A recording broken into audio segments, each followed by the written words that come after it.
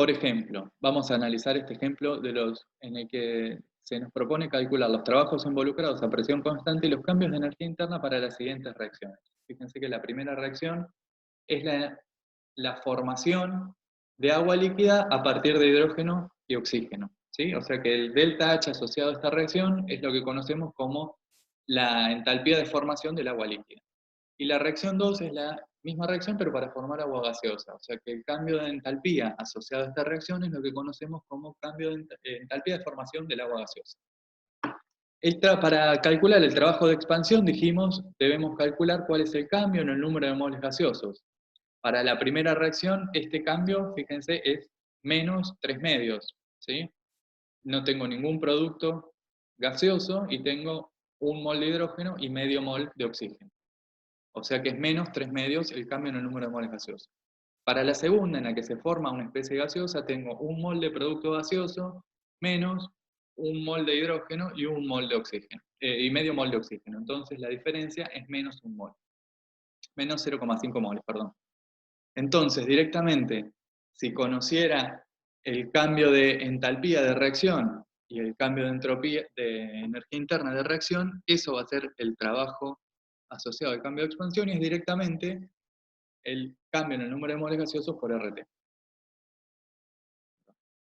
Y para los cambios de energía interna, bueno, si ya tenemos los cambios de entalpía, que son las entalpías de formación, y los trabajos asociados a esos procesos, puedo determinar los cambios de energía interna relacionados con ambos procesos, la formación de agua líquida y de agua gaseosa.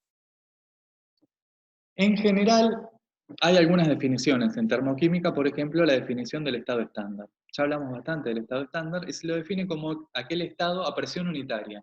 Dependiendo de la unidad de presión que yo esté utilizando, eso va a significar un bar, un pascal o una atmósfera. Y cuando hablamos de la entalpía de reacción, la podemos expresar de distintas maneras. Por ejemplo, a partir de las entalpías molares de cada una de las especies que participa de la reacción. Entonces vamos a hablar, por ejemplo, de la entalpía de formación estándar, va a ser el cambio de entalpía asociado a la formación de un compuesto a partir de sus elementos en sus estados estándar, ¿sí? Y acá aparece una regla que ustedes ya venían usando en materias previas, que es la regla de Hess, que nos va a servir ahora, no necesariamente utilizarla de manera explícita, pero la vamos a usar implícitamente, que es una regla de carácter histórico y que establece que el cambio de entalpía de una reacción es el mismo si ocurre en un paso o si ocurre, lo podemos pensar en una serie de pasos. A partir de esta definición, y que está basado en que la entalpía es una función de estado, podemos comprobar que el cambio de entalpía de reacción se puede determinar a partir del cambio de entalpía de formación de cada una de las especies que participa de la reacción. Para ilustrar el uso de la regla de Hess, por ejemplo, podemos pensar este problema que consiste en evaluar la diferencia de entalpía entre el carbono bajo las formas de grafito y de diamante a partir de sus entalpías de combustión, ¿sí? El valor de las entalpías de combustión, que corresponde a la reacción con oxígeno para dar dióxido de carbono y eventualmente agua si tuviera hidrógeno el compuesto, son datos y están dados para grafito y para diamante. Ahora bien, la transformación que nos interesa es la de grafito a diamante.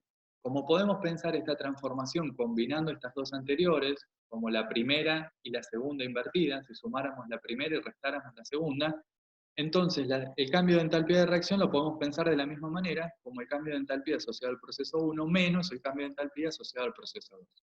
Es lo que venían haciendo utilizando la regla de Hess. Ahora, fíjense que si consideramos una reacción un poco más compleja, por ejemplo la combustión del metano gaseoso, ¿sí? Ahora sí se forma agua, el concepto que teníamos inicialmente es que el cambio de entalpía de reacción lo puedo pensar como las entalpías molares de los productos menos las entalpías molares de los reactivos. Lo que vamos a ver es que la utilización de la ley de Hess nos conduce a una relación entre la entalpía molar de reacción y las de formación, ¿sí? Supongamos que tenemos las entalpías de formación de cada una de las especies que participa de la reacción, ¿sí? Por ejemplo, la del dióxido de carbono, en este caso, va a ser la reacción entre el grafito y el oxígeno para dar dióxido de carbono. Y esto tiene un valor de entalpía de formación. La del agua va a ser la reacción entre el hidrógeno y el oxígeno para dar agua y tiene otro valor de entalpía molar de formación. Lo mismo para el metano, ¿sí? que se forma a partir de carbono e hidrógeno. Fíjense que están en sus estados alotrópicos más estables a esa temperatura que no dijimos, pero podemos asumir que es 298.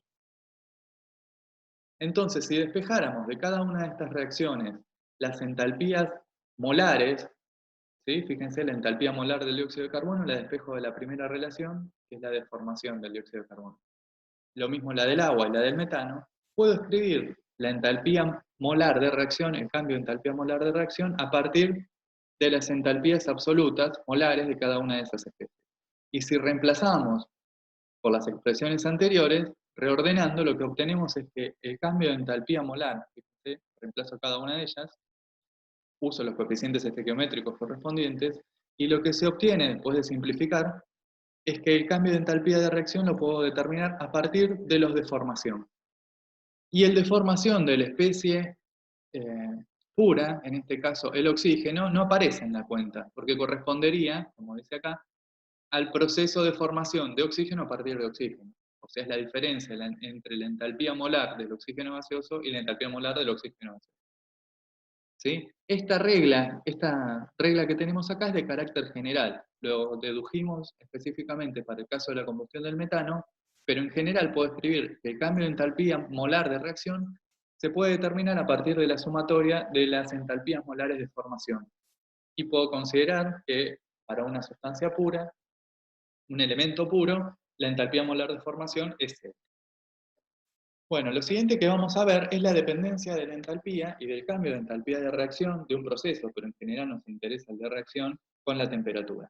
Y para eso vamos a usar la ecuación de Kirchhoff. ¿Sí? Ya habíamos visto antes que la capacidad calorífica a presión constante es el cambio de entalpía con la temperatura, ¿sí? A presión constante.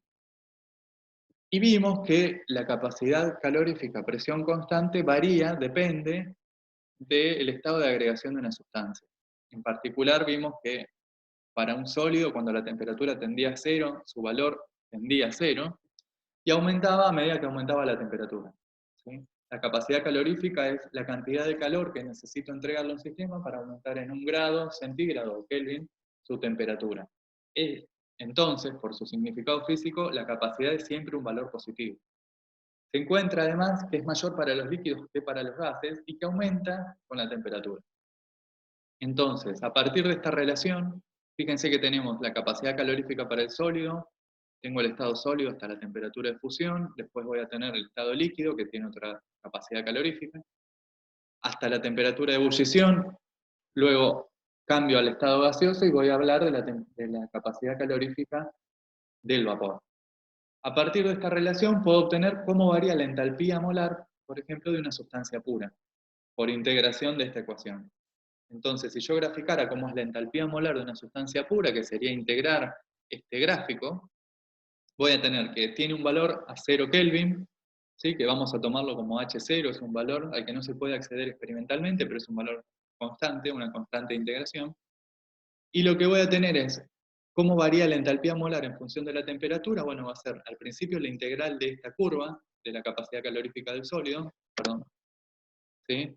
Cuando llego a la temperatura de fusión voy a tener un salto que corresponde al delta H de fusión de esa sustancia. Luego, la curva que corresponde a cómo varía la entalpía molar del líquido. ¿Sí? Finalmente, cuando llego a la temperatura de ebullición, va a ocurrir el proceso de vaporización, entonces voy a tener que sumar el delta H de vaporización. Y finalmente, cómo evoluciona la entalpía molar del gas con la temperatura. Entonces, para procesos a presión constante, la dependencia de la entalpía con la temperatura puede obtenerse por integración de la ecuación de Kirchhoff. Y para eso es necesario conocer cuáles son los valores de Cp y si eventualmente Cp varía con la temperatura, conocer cuál es su dependencia. En general, las expresiones tabuladas pueden ser de dos tipos, esta que tenemos acá, la primera o la segunda. Son relaciones de tipo polinómicas con la temperatura. Entonces, si uno quisiera obtener, por ejemplo, dada la entalpía molar a una temperatura, obtener la otra, o conocer cuál es la dependencia de la entalpía molar de una sustancia pura con la temperatura, lo que tendría que hacer es integrar esta ecuación en el rango de temperaturas de interés. ¿sí? La integral del diferencial de delta H va a ser H evaluado, si le pongo límite de integración, entre T2 y T1, y tendría que integrar el polinomio o la expresión algebraica que tengo dentro de la integral y evaluarla entre T2 y T1. Eso me permite obtener cómo es la entalpía de molar, por ejemplo, de una especie a una temperatura dada la entalpía molar a otra. Ahora, ¿cómo podemos relacionar eso con la dependencia del cambio de entalpía asociado a una reacción química?